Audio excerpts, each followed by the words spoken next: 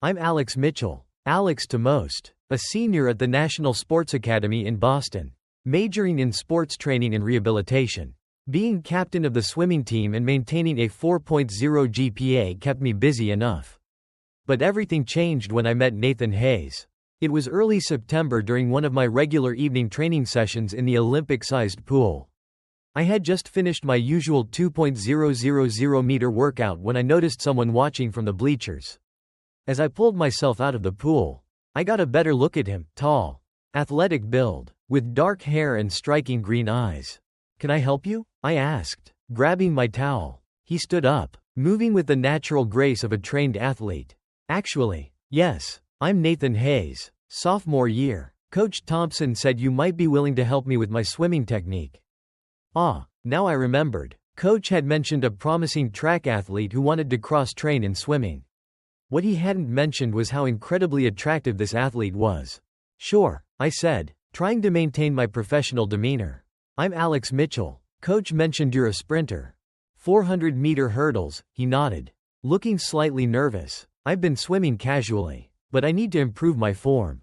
Coach thinks it could help with my overall conditioning." I couldn't help but notice how his track team t-shirt clung to his well-defined shoulders. "Have you brought your swim gear? We could start now if you'd like." "Really?" His face lit up. "Yeah, I've got my stuff in the locker room." While Nathan changed, I tried to get my thoughts in order. As an openly gay athlete at the academy, I'd learned to be careful about my interactions with other male athletes. The sports world, even in 2024, wasn't always the most accepting place. When Nathan returned in his swim shorts, I had to force myself to maintain eye contact. His body was a testament to years of athletic training, lean muscle built for speed and power. "Let's see what we're working with," I said, keeping my voice steady. "Show me your freestyle." I watched as he dove in and started swimming. His raw athleticism was evident, but his technique needed work. After a few laps, he stopped at my end of the pool. "How bad is it?" he asked, pushing his wet hair back from his face. "Not bad at all," I assured him. "You've got great natural ability. We just need to refine your stroke technique and breathing pattern." For the next hour, I guided him through various drills, occasionally having to adjust his position or demonstrate proper form. Each time I touched him to correct his arm position or shoulder alignment, I felt a spark of electricity.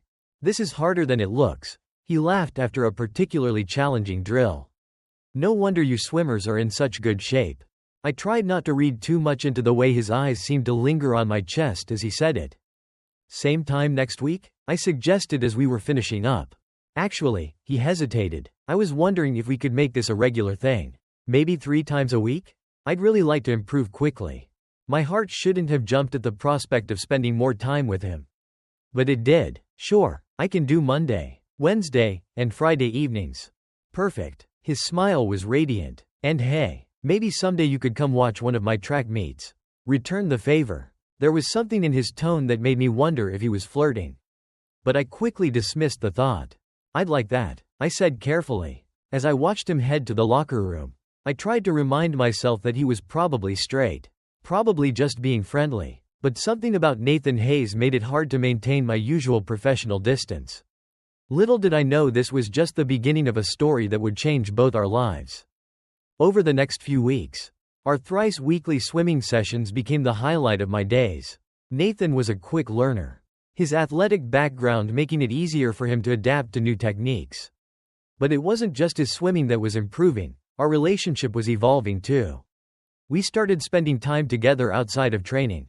Sometimes he joined me for dinner at the campus cafeteria after our sessions, both of us still with damp hair and shoulders tired from swimming. Other times we'd grab coffee before morning classes, discussing everything from sports psychology to our favorite movies. I learned that Nathan came from California, where he'd been a state champion in track and field.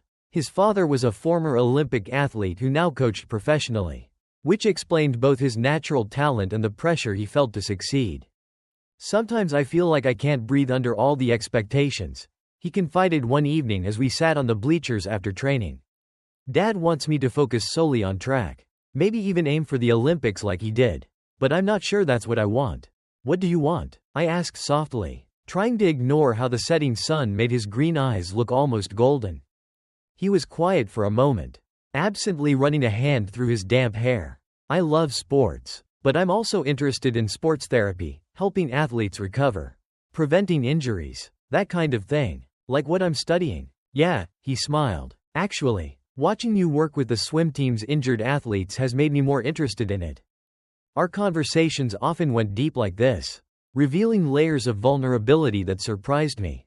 Nathan might have looked like the typical confident athlete on the surface, but underneath he was thoughtful, sometimes insecure, and incredibly genuine. One particularly cold October evening, after a grueling training session, Nathan suggested we grab dinner off campus.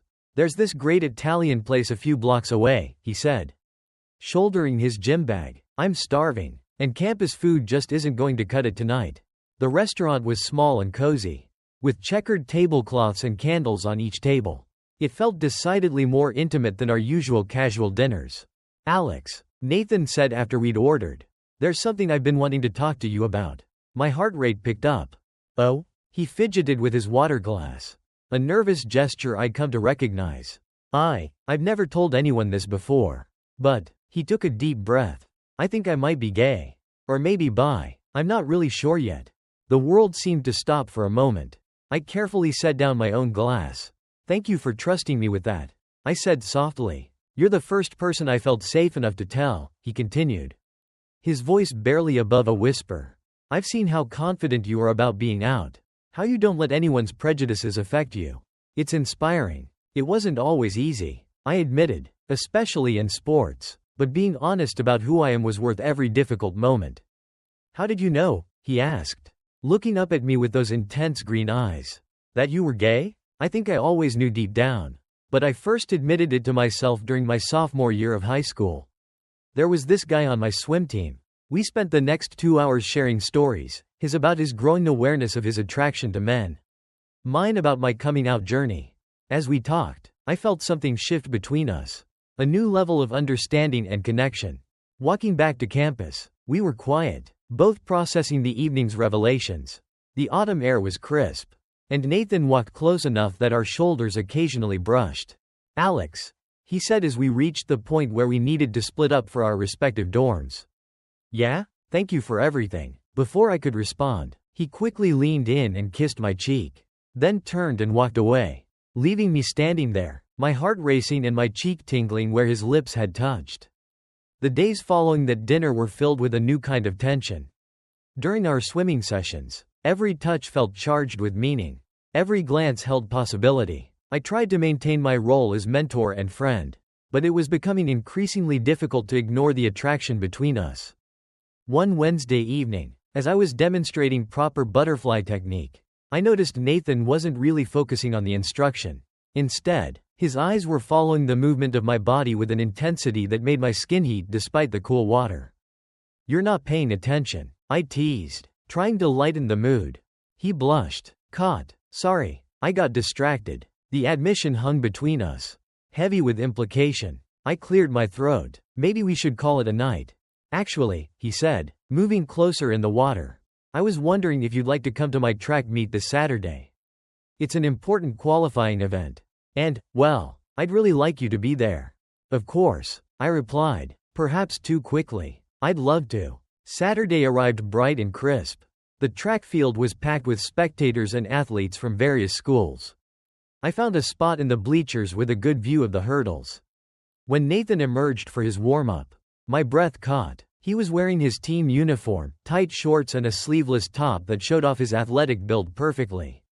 He spotted me in the crowd and waved, his face breaking into that brilliant smile I'd grown to love. Love, the word appeared in my mind unbidden, and I pushed it away, focusing instead on watching him prepare for his race. The 400-meter hurdles was always an impressive event, but watching Nathan run was something else entirely. His form was perfect, each hurdle cleared with graceful power. He won his heat easily, qualifying for the regional championships. After the meet, I waited outside the locker rooms. When he emerged, still flushed from his victory, his hair damp from the shower, he looked more beautiful than ever. That was incredible, I said sincerely. You make it look effortless. Thanks, he grinned, then hesitated. Listen, some of the team is going out to celebrate. But would you maybe want to go somewhere? Just the two of us instead? My heart skipped. What did you have in mind? He suggested a walk through the nearby park. And I agreed. The October evening was perfect. Leaves turning golden and red. The air cool enough to justify walking close together. We found a quiet bench overlooking a small pond. The setting sun painted everything in soft oranges and pinks. Alex, Nathan said suddenly, turning to face me, I need to tell you something. And I need you to just listen. Okay? I nodded, my heart pounding. These past few weeks, spending time with you, it's helped me understand myself in ways I never expected. But it's more than that. He took a deep breath. I think I'm falling in love with you. The words hung in the air between us. My chest felt tight with emotion. I know this could complicate things, he continued quickly. You're my senior, my mentor, and maybe you don't feel the same way. But I had to tell you. Being around you makes me feel like I can finally be myself. Like I don't have to pretend anymore. I reached out and took his hand, marveling at how perfectly it fit in mine. Nathan, I said softly, I've been falling for you since the first day you walked into that pool area. His eyes widened, hope and happiness flooding his features. Slowly, giving me time to pull away if I wanted to. He leaned in. When our lips finally met, it felt like everything clicked into place. The kiss was gentle at first, tentative, but quickly deepened as months of suppressed feelings surfaced. When we finally broke apart, both slightly breathless, Nathan rested his forehead against mine. I've been wanting to do that for so long, he whispered. Me too, I admitted, reaching up to cup his face. But Nathan, are you sure about this? Coming out in the sports world isn't easy. And if we're together, I'm sure about you, he interrupted firmly. Everything else we can figure out together. The following weeks were like living in a dream. Nathan and I spent every possible moment together, though we were careful to keep our relationship private at first. During our swimming sessions, we maintained a professional demeanor, but stolen glances and accidental touches made the tension almost unbearable. After training, we'd often sneak to my dorm room. I was lucky to have a single room as a senior athlete. There we could finally be ourselves. Sometimes we'd study together, Nathan's head resting in my lap while I read through my sports medicine textbooks. Other times we'd spend hours just talking, learning every detail about each other between kisses. One particularly memorable evening, Nathan brought his laptop to show me videos of his past track competitions. We sat on my bed, his back against my chest, my arms around his waist. See that? He pointed to his form during a hurdle jump. Dad spent weeks helping me perfect that technique. I pressed a kiss to his neck. You're amazing to watch, so graceful. He turned in my arms, his expression suddenly serious. Alex, I've been thinking about telling my parents about us, about me. My heart skipped. Are you sure you're ready? No, he admitted, but I'm tired of hiding. When Dad calls, I want to tell him about my amazing boyfriend who's helping me become a better athlete. When Mom asks about my life here, I want to tell her about the man I'm falling in love with. I pulled him closer, overwhelmed by emotion. Whatever you decide, I'm here for you, but there's no rush. Nathan, coming out is your journey, and you should do it on your own timeline. He kissed me then, deep and passionate, and conversations were forgotten for a while. However, keeping our relationship secret wasn't always easy, especially in the close-knit athletic community of our academy. Rumors started when people noticed how much time we spent together, how we always seemed to sit next to each other in the cafeteria, how we'd arrive at and leave practice together. The situation came to a head during a joint training session between the swim team and track team. We were doing cross-training exercises, and I was helping Nathan with his form. During a particular stretch, my hands lingered too long on his shoulders, and our eyes met with too much intimacy. Yo, Mitchell, called out Jason, one of my swim teammates. Getting pretty hands-on with your student there? Several athletes snickered, and I saw Nathan tense up. I quickly stepped away, maintaining my professional demeanor, but the damage was done. Later that day, I was approached by Coach Thompson in his office. Alex, he said seriously, I need to talk to you about Nathan Hayes. My stomach dropped, but I kept my face neutral. What about him? There's been some talk, some concerns about the nature of your relationship. He looked uncomfortable. You're a senior and his mentor. If there's anything inappropriate going on. Coach, I interrupted. I've been nothing but professional with Nathan. He's improved significantly in his swimming, which was the goal of our training sessions. Coach Thompson studied me for a long moment. Just be careful, Alex. You're both valuable athletes to this academy. We wouldn't want any complications. That evening, I met Nathan in our usual spot by the park. When I told him about the conversation with Coach, he went pale. Maybe we should cool things off for a while, he suggested. Though I could see how much it hurt him to say it. At least in public. Is that what you want? I asked softly. No, he admitted, his voice cracking. What I want is to be able to hold your hand when we walk across campus. I want to kiss you after my races. I want to be what normal couples do. But I'm scared, Alex. I'm scared of what people will say. What it might do to our athletic careers. I pulled him into my arms, not caring who might see us in the growing darkness. We'll figure it out, I promised, though my own heart was heavy with uncertainty.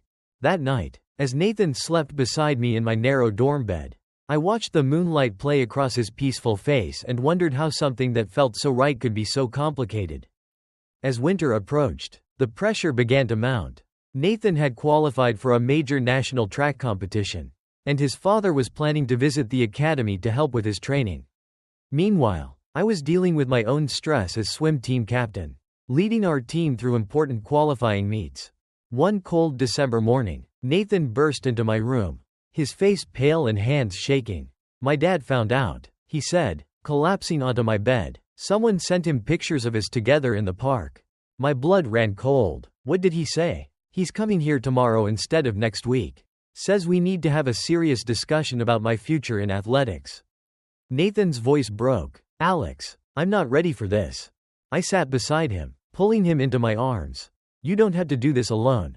I can be there with you when. No, he interrupted. He specifically said he wants to meet me alone. He looked at me with tears in his eyes. What if he makes me leave the academy? What if he cuts off my funding? I held him tighter, wishing I could shield him from all of this. Whatever happens, we'll figure it out, I promise. The next day was torture. I couldn't focus during classes or practice, knowing Nathan was somewhere on campus having that difficult conversation with his father. When my phone finally buzzed with a message from him, my heart nearly stopped. Meet me at the indoor track. Please. I rushed there, finding Nathan sitting alone in the dimly lit facility. His eyes were red, but he wasn't crying. His father was nowhere to be seen. How did it go? I asked softly, sitting beside him. Nathan was quiet for a long moment. It was different than I expected. He was angry at first. Not about me being gay, but about me hiding it. Said he thought I trusted him more than that. He gave a shaky laugh. Then he asked if you were making me a better athlete. What did you say? I told him the truth. That you've not only helped me improve my swimming and overall conditioning, but that you've also helped me become more confident, more true to myself. Nathan turned to look at me. He wants to meet you properly.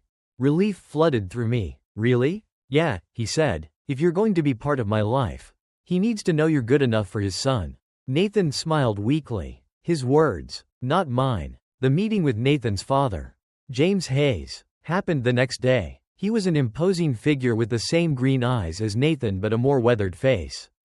We met at a local restaurant, and I've never been more nervous in my life. He grilled me about my training methods, my academic record, my plans after graduation, but then the conversation shifted. Nathan tells me you're the reason he's considering sports therapy as a career. James said, studying me carefully. I just showed him some of what I do. I replied honestly. He has a natural talent for understanding body mechanics and helping others.